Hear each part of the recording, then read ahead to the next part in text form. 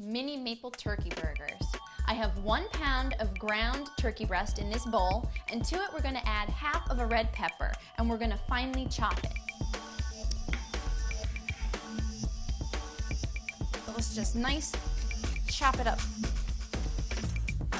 So now I'm going to take my pepper and add it to my turkey. And now the next thing we need are 2 cloves of garlic, minced. Really go as fine as you can. Okay, and we add our garlic to our meat and pepper. Now we take a medium red onion, and we only want to use about 1/4 of it. And once again, you're going to chop it up really finely.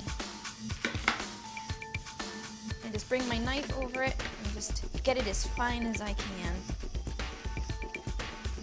And just scoop that up, and we just put it into our bowl. In this little bowl right here, I've got 1 teaspoon of cayenne pepper, 1 teaspoon of allspice, half a teaspoon of salt, half a teaspoon of black pepper, and a pinch of cinnamon. I'm just going to add it in here, and then we're going to mix